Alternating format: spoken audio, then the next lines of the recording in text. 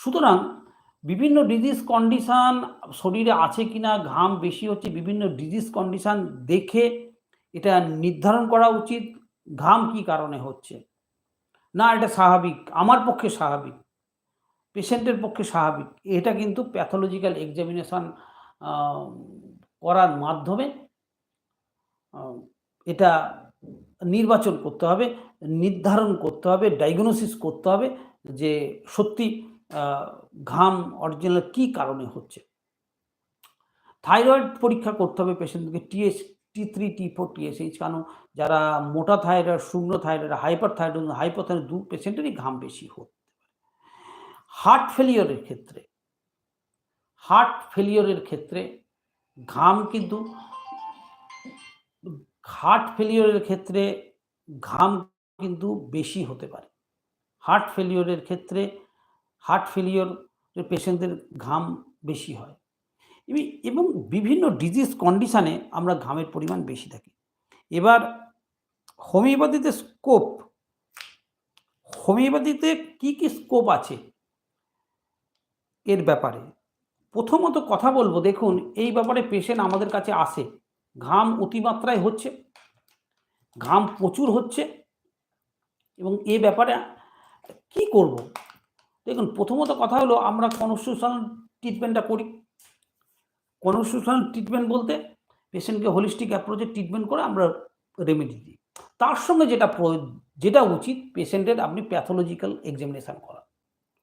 পেশেন্টের haemoglobin level কেমন আছে, সিবিসি কাউন্ট, থাইরয়েড টেস্ট করান, থাইরয়েড প্রোফাইল করান, হ্যাঁ? লিপিড প্রোফাইল করান। ইত্যাদিতে পরীক্ষাগুলো করান। তার সঙ্গে ইসিজি ইত্যাদি পরীক্ষা করিয়ে ডায়াগনোসিস করতে হবে ঘামের কোনো কারণ আছে কিনা। যদি না কারণ পাওয়া যায় ট্রিটমেন্ট না করাই উচিত। এটা পেশেন্টের পক্ষে স্বাভাবিক। ঠিক আছে? সোডিয়াম, পটাশিয়াম টেস্টও করা যেতে পারে। এটা স্বাভাবিক কথা। এবার আমাদের ঘামের পিকুলিয়ারিটির জন্য বহু মেডিসিন আছে কিন্তু, বহু মেডিসিন। যেমন ধরুন আপনাদের আগের দিনও আমি আলোচনা করেছি আমার ভিডিওর কোয়ালিটি খারাপ ছিল বলে সম্পূর্ণ ভালোভাবে আমি আলোচনা করতে পারিনি। যদি পায়ের পাতার বা পায়ের তলাকার ঘামে খুব দুর্গন্ধযুক্ত হয়, তাহলে আমরা এমন মিউডের কথা চিন্তা করতে পারি। আবার গ্রাফাইটিস, সরিনাম, সাইলেসিয়া পেশেন্টদের এরকম হয়। মেডিসিন ডায়াগনোসিস করতে হলে, রেমেডি সিলেক্ট করতে হলে সঠিকভাবে ডিফারেন্সিয়েশন করে তারপরে কিন্তু আপনার রেমেডি সিলেক্ট করতে হবে। আমরা অনেক পেশেন্টের মধ্যেই দেখি যে জুতো পরে থাকে। জুতো খুললে, মোজা খুললে দুর্গন্ধ বেরোয়। এক্ষেত্রে আমরা সাইলেসিয়া, অ্যামোনিউরের কথা কিন্তু চিন্তা করতে পারি। অনেক পেশেন্টের দেখা যায় যে বগলের ঘামের থেকে পেঁয়াজের মতো গন্ধ বেরোচ্ছে। পেঁয়াজ কাটলে যেরকম একটা গন্ধ বেরোয় ঝাঁঝালো সেই রকম গন্ধ বেরোচ্ছে। এই সকল ক্ষেত্রে আমরা বহিষ্ঠার কথা কিন্তু চিন্তা করতে পারি। আবার অনেক পেশেন্টরা যখন ঘামে তখন তাদের ঘামে মাছি বসে। মাছি অ্যাট্রাক্ট হয়। সেইরকম যদি আমরা সাইন সিম্পটম পাই সেক্ষেত্রে আমরা ক্যালাডিয়ামের কথা চিন্তা করতে পারি। আরও অনেক পেশেন্টদের পিকুলার ঘামের ক্যারেক্টার আছে আমি আলোচনা করি। একটি মেডিসিন যে মেডিসিনটির নাম হলো ক্যালকেরিয়া কার্ব। ক্যালকেরিয়া কার্বের ঘামের প্রবণতা অতিমাত্রায় থাকে, অত্যাধিক মাত্রায় থাকে। যেমন ধরুন পেশেন্টরা যখন বালিশে মাথা দেয়, শোয়, তখন ঘামের কারণে মাথার পেছন দিকে অক্সিপিট রিজিয়নে এত ঘাম হয় যে বালিশ ভিজে যায়। পিঠের দিকে এত ঘাম হয় যে বিছানা ভিজে যায়। হ্যাঁ? এবং ক্যালকেরিয়া কার্ব পেশেন্টদের বিভিন্ন জায়গায় ঘাম হতে পারে। বগল, মাথা, পিঠ, হাত বিভিন্ন রকম পার্টিকুলার কোনো লোকেশনে ঘাম হতে পারে। এবার ক্যালকেরিয়া কার্বকে কেবল ঘাম দেখে কি আমরা ডায়াগনোসিস করতে পারি? সেটা না। আরও অনেক রকম সিম্পটম আছে। ক্যালকেরিয়া কার্বের কনস্টিটিউশন দেখতে হয়। মোটা, ফ্ল্যাবি শরীর, ঘামের প্রবণতা বেশি থাকে। হাড়ের প্রবলেম থাকতে পারে এবং পেশেন্টের ঠান্ডা কাশি লাগার একটা ধাত থাকতে পারে, ক্রনিক অ্যালার্জিক রাইনাইটিস থাকতে পারে, পেশেন্টের ডিম খাবার প্রবণতা বেশি থাকে ক্যালকুলার কাপ পেশেন্টদের ক্ষেত্রে। ঠিক আছে? এই যেহেতু বিছানা ভিজে যাবার একটা প্রবণতা আমি বললাম, এর সঙ্গে আরো ২-৪ টে কথা চলে আসে। যেমন অনেক পেশেন্ট কমপ্লেইন করে, "ডাক্তার আমি রাতে শুয়েছি, শোয়ার পর বিছানা ভিজে গেছে। বিছানা ভিজে গেছে।" এই সকল নাইট সোয়েট হয় পেশেন্টদের ক্ষেত্রে। এই সকল পেশেন্টরা কিন্তু টিউবারকুলার মায়োজনি পেশেন্ট হয়।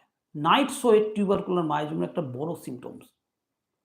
পেশেন্টের সিম্পটম নিয়ে তবেই আমরা কিন্তু রেমেডি সিলেক্ট করব। টিউবারকুলার মায়োজনি পেশেন্ট বলি যে তাকে বেসিলিনাম বা টিউবারকুলিনাম দিয়ে দেবো, সেটা কোনো মানে নেই। পেশেন্টের যা সিম্পটমস দেবে সেই অনুযায়ী কিন্তু আমরা রেমেডি সিলেক্ট করব। এবার আরও পিকুলিয়ার পেশেন্ট আছে ঘামের জন্য। যেমন ধরুন, পেশেন্ট যখন শুয়ে পড়ছে, যখন ঘুমাতে যাচ্ছে, চোখ বুজছে, তখনই পেশেন্টের ঘাম হতে শুরু করে। ধরুন বিছানায় শুলেতে ঘুম আসে না, চোখ বন্ধ করে কিছুক্ষণ থাকে অনেকেই। এবার দেখা যায় পেশেন্টের ঘাম হতে শুরু করছে। This is the peculiarity of homeopathy. হোমিওপ্যাথিতে আমরা পেশেন্টের পিকুলার সিম্পটমগুলো নেব। যে সাধারণ যে সিম্পটম, নরমাল সিম্পটমগুলো কিন্তু আমরা গ্রাহ্য করব না। সেই নরমাল সিম্পটম কিসে কাজে লাগবে? একটা ডিজিজ ডায়াগনোসিসে কিন্তু কাজে লাগবে। এরকম বহু ঘামের গুরুত্ব কিন্তু আমাদের হোমিওপ্যাথিতে অনেক। যেমন আবার দেখুন, ঘাম থেকে আমরা অনেক কিন্তু রেমেডি ডায়াগনোসিস করতে পারি। যেমন ধরুন, কেউ অনেক সময় ধরে রোদে কাজ করছে, ঘাম আসছে, ঘাম হয়েছে, জামা ভিজে গেছে, শরীরেই ঘামটা শুকিয়ে গেছে।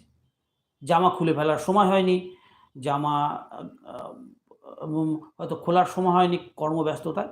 সেক্ষেত্রে আমরা ডাল কামড়া রাস্টক্সের কথাও কিন্তু চিন্তা করি। আবার হিপারসাল পেশেন্টদের কিন্তু প্রচুর ঘাম হয়, ডে অ্যান্ড নাইট প্রচুর ঘাম হয় এবং ঘামে একটা টক গন্ধ বেরোয়। যে কোনো মানসিক চিন্তা বা শারীরিক চিন্তা করলেও তাদের ঘাম হয়। আমরা তো জানি ফিজিক্যাল এক্সারশন করলে ঘাম হবেই স্বাভাবিক। কিন্তু মানসিক যদি কোনো আপনার কেউ চিন্তাভাবনা করে, মেন্টাল এক্সারশন যদি কেউ করে, তবে কিন্তু তার প্রচুর ঘাম হয়। এটা কিন্তু হিপারসালভের সিম্পটম। এই ঘামের সিম্পটম দেখে যে তাকে আমি হিপারসালভ দিয়ে দেবো তা নয়। হিপারসালভের জন্য অনেক রকম সিম্পটম নিতে হবে। হিপারসালভ পেশেন্টরা ওভার সেনসিটিভ হয়। অ্যাকচুয়ালি এই তুলনামূলক আলোচনাগুলো না করলে যে সকল ছাত্রবন্ধু দেখছেন বিভিন্ন দেশ থেকে, তারা কিন্তু বুঝতে পারবেন না। এবার হিপারসাল এই রেমেডিটাই ওভার সেনসিটিভ হয়, মেন্টালি অ্যান্ড ফিজিক্যালি দুটোই। হিপারসাল পেশেন্টরা অল্প কথায় তাদের মনে লেগে যায়, সামান্যতম কথা বললে মনে একদম আঘাত পায়। কিন্তু হিপারসাল পেশেন্টদের প্রচুর রাগ থাকে, এরা শরিক পেশেন্ট তো অ্যাকচুয়ালি আউটব্রাস্টটা খুব বেশি করে এরা। হ্যাঁ, এবার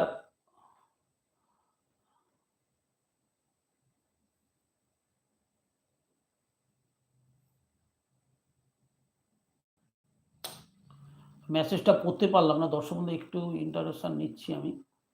আজ এটা ভার্টিক্যাল যাক আমি দেখছি। এবার হিপারসাল পেশেন্টরা ফিজিক্যালি ওভার সেনসিটিভ হয়। একটু রাত্রেবেলায় যদি একটু গান বাজে সামান্য জোরে, পাশের ঘরে গান বাজছে, মেজাজ গরম হয়ে যায়, ঘুম আসে না। পাখার আওয়াজে অনেক সময় ঘুম আসে না। লাইট একটু যদি রিফ্লেক্ট করে ঘরের মধ্যে ঘুম আসে না। সবকিছু ব্যাপারে একটা ওভার সেনসিটিভনেস রান করে। আর এরা খুব চিলি পেশেন্ট হয়। গরমকালেও এরা কিন্তু চাদর ঢাকা দিয়ে শুয়ে থাকে। ফ্যান চালায় আস্তে, আস্তে, কিন্তু এরা খুব চিলি পেশেন্ট, মানে শীতকাতর পেশেন্ট হয় খুব। এবং এই সকল তথ্য নিয়ে এ সকল সাইন সিম্পটম দেখে আমরা হিপারসাল প্রেসক্রিপশন করতে পারি। আরেকটি রেমেডির কথা আলোচনা করব, যেটি হলো মাকসল। মাকসল পেশেন্টদের অত্যাধিক পরিমাণ ঘাম হয়। এই ঘামের চরিত্র ছাড়া আমরা কিন্তু মাকসল প্রেসক্রিপশন করতে পারি না। মাকসলের সমস্ত রকম সিম্পটম যদি মেলে, ফ্ল্যাবি টাং, আদার্স অন্যান্য সিম্পটম যদি মেন্টাল সিম্পটম যদি মেলে, ঘাম যদি কোনো পেশেন্টের হয় না যদি বলে বা ঘাম কম হয়, ঘাম হয়ই না বললে, তবে মাকসল কিন্তু ইন্ডিকেট করবে না। এটা সবসময় মাথায় রাখা উচিত। মাকসল প্রচুর পরিমাণে ঘাম হয় মাকসল পেশেন্টদের প্রতি এবং মাকসল পেশেন্টের ঘামের দুর্গন্ধ হয়। আমি ঘামের দুর্গন্ধ কথা আসছি, আমি হোমিওপ্যাথি রেমেডি কিভাবে সিলেক্ট করব। একজন মেসেজ পাঠালেন, পিআইডি আছে কিন্তু মেসেজটা ডিসঅ্যাপিয়ার হয়ে গেল। আমি বুঝতে পারলাম যে মেসেজটা উনি ডিলিট করে দিলেন কেন, আমার স্ক্রিনে কিন্তু মেসেজটা ফুটছে না এখনো পর্যন্ত। আমি ঠিক সঠিকভাবে পড়তে পারলাম না তাড়াতাড়ি মাথায়। এবার মাকসল পেশেন্টটার জামা ঘাম শুকার পর জামায় একটু লালচে, লালচে, হলদে, হলদে কালার স্টেন পড়ে যায়, দাগ পড়ে যায়। এইবার এই সকল সিম্পটমস হোমিওপ্যাথিতে কিন্তু খুবই গুরুত্বপূর্ণ। আবার দেখুন, ন্যাক্টামোরের কথা যদি আমরা বলি, ন্যাক্টামোরে পিকুলিয়ার ঘাম হয়। হাতের তালুতে, পায়ের তালুতে ঘাম হয়। শীতকালেও ঘাম হয় এদের। হাতের তালুতে মুঠ করে থাকে, ধরুন চাবি ধরে আছে বা কোনো কিছু আম ব বস্তু আঙুলে মুঠ করে আছে, হাতের তালু ঘামবে। এবং হাতের তালুতে জ্বালাও থাকতে পারে ন্যাক্টামোর পেশেন্টদের ক্ষেত্রে। খেতে বসে ন্যাক্টামোর পেশেন্টের নাকের এইটা ঘামে। নাকের এই পোরশনটা টিপ অফ দ্য টাং, মুখ দিয়ে ঝরঝর করে ঘাম হয়। নাকের ডগার ঘাম হয়। এই সকল পিকুলারিটি দেখে আমরা ন্যাক্টামোর প্রেসক্রিপশন করতে পারি। ন্যাক্টামোর আমি আলোচনার একটা রেমেডি তো ২-৪ কথায় আলোচনা হয় না। তাও এই সকল সিম্পটম আপনার ৫ মিনিটের মধ্যে একটা আমি 6 মান্থ ১৫ দিন পেন হচ্ছে, homeopathy medicine, can I homeopathy medicine for this 6 weeks pregnancy previous. হ্যাঁ, আপনি কোথা থেকে বলছেন? আপনি হ্যাঁ, কাছাকাছি কোনো হোমিওপ্যাথি ডাক্তারকে দেখান। আপনার পেন হচ্ছে, আপনি কাছাকাছি কোনো আ উম হোমিওপ্যাথি ডাক্তারকে দেখান। পিআইডি আছে আপনার, হ্যাঁ? আপনি কাছাকাছি কোনো হোমিওপ্যাথি ডাক্তারকে দেখান। ভালো কোনো হোমিওপ্যাথি ডাক্তার। এটা আ পেনটা আস্তে, আস্তে বন্ধ হয়ে যাবে। পিআইডির কারণে যদি পেন আসে, হ্যাঁ? আপনি আ হোমিওপ্যাথি ডাক্তারকে দেখিয়ে ওষুধ খেতে পারেন। হোমিওপ্যাথিতে এর ওষুধ আছে। এইবার ব্যাপার হলো, যেটা আমি আলোচনা করছিলাম ন্যাক্টামিউর সম্বন্ধে। ওকে। এবার ন্যাক্টামিউর আ যে কথা বললাম, ন্যাক্টামিউরে আরেকটি সবচেয়ে ইম্পোর্টেন্ট পয়েন্ট, যেগুলো ছাড়া আমরা একটা রেমেডিকে কল্পনা করতে পারি না। মানসিক সিম্পটমস। মানসিক সিম্পটমস। ন্যাক্টামিউরের পেশেন্টদের প্রচুর রাগ থাকে। চরম। একটু কথা বললে রেগে আগুন হয়ে যাবে। মারামারি হওয়ার মতো অবস্থা। খুব ঝগড়ুটে হয়। চুলে চুল জড়িয়ে ঝগড়া করবে আপনার সঙ্গে। কিন্তু ব্যাপারটা হলো, অনেক পেশেন্টের কি এরকম রাগ আছে? তার পিকুলিয়ারিটি কি? হোমিওপ্যাথিতে পিকুলিয়ারিটি আমরা কিন্তু এখানে কাজে লাগাই। কিন্তু ব্যতিক্রমটা কি অন্য রেমেডির সঙ্গে? কি পিকুলিয়ার সিম্পটম আছে?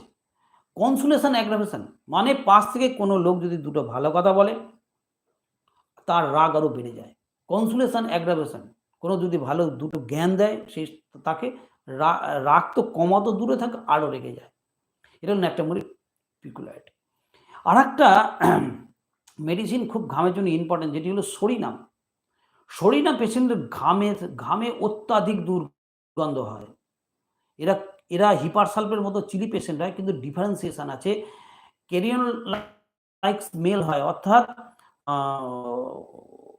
মাংস পচার মতো গন্ধ বের হয়। লোয়ার অ্যানিম্যাল রাস্তার ধারে পচে গেলে যেমন গন্ধ বের হয়, বা ভাগাড়ের পাশ দিয়ে যাচ্ছে যেমন একটা প্রাণী পচে গিয়ে যেমন গন্ধ বের হয়, তার শরীর থেকে ঘামার পর সেরকম গন্ধ বের হয়। এরা প্রচুর পরিমাণ শীতকাতর পেশেন্ট হয়। অত্যাধিক পরিমাণ তারা শীতকাতর পেশেন্ট হয়। গরমকালেও গলায় তারা মাফলার জড়িয়ে রাখে। এটি ফ্যাক্ট, আমি দেখেছি এরকম পেশেন্ট। এটা ফ্যাক্ট, এটা হয়। অনেকে অবিশ্বাস করে যে গরমকালে আ ভেতরে সোয়েটার পরে থাকে। শীতকাতর পেশেন্টরা তীব্র পরিমাণ। আরেকটা কারণ, ক্রনিক অ্যালার্জিক রাইনাইটিসের জন্য সরিনাম খুব ভালো মেডিসিন। রিকারেন্ট টনসিলাইটিস, সরিনাম খুব ভালো মেডিসিন। অল্পতেই ঠান্ডা লেগে যাবে। সামান্য এনভায়রনমেন্টাল চেঞ্জেস কারণে তাদের ঠান্ডা লেগে যায়। কথায়, কথায় উইক পার উইক তারা ঠান্ডা লেগে যায়। ঘামের যে দুর্গন্ধ, যে ঘামের যে তাদের পিকুলারিটি এই দেখে আমরা সরিনাম কিন্তু প্রেসক্রিপশন করতে পারি। এবার আরেকটা রেমেডি, আমাদের কিন্তু অনেক রেমেডি আছে, প্রায় ধরুন ঘামের পিকুলারিটির জন্য 30 থেকে 40টা রেমেডি আছে। দেখুন যদি টোটাল মেডিসিন নিয়ে ডেসক্রিপশন করতে যাই কয়েক ঘন্টা লাগবে, সম্ভব নয়। যেটা এখন আমি আলোচনা করছি শর্টে, আমি পরের দিন আবার স্কোপ পেলে আবার ঘাম সম্বন্ধে আলোচনা করব। মেন যে কমন মেডিসিন থুজা অক্সিডেন্টালিস এর ঘাম খুব ইম্পর্টেন্ট হয়। আমাদের ঘামটা কোথায় হয় স্বাভাবিক লোকের? কভার্ড পার্টে, অর্থাৎ জামা গেঞ্জির ভেতরে ঘাম হয়। থুজা পেশেন্টের পিকুলারিটি হলো আনকভার্ড পার্টে ঘাম হয়, যেখানে ঢাকা নেই সেখানে ঘাম হচ্ছে প্রচুর পরিমাণে, এবং তাদের প্রাইভেট পার্টে যে ঘামগুলো হয় সেই ঘাম থেকে মধুর মতো একরকম সুইট সেন্ট বের হয়, পেশেন্ট কমপ্লেন করে। এবং থুজার আরও পিকুলিয়ার সিমটম মেলাতে হবে। থুজার একটা টেন্ডেন্সি থাকে ওয়াটি গ্রোথ, একটা আঁচিল হওয়ার টেন্ডেন্সি থাকে, সাইকোসিস হিস্ট্রি থাকতে পারে, বা ফ্যামিলিতে কোনো হ্যানিম্যান সাইকোটিক কোনো ক্যারেক্টার থাকতে পারে, সেগুলো থেকে ডিফারেন্সিয়াল ডায়াগনোসিস করে রেমেডি সিলেকশন করা উচিত। দর্শক বন্ধু, সবাই আশা করি ভালো থাকবেন। আমার প্রায় তো লাইভ প্রোগ্রাম শেষ করতে হবে, কারণ 11টা প্রায় 5 বাজে।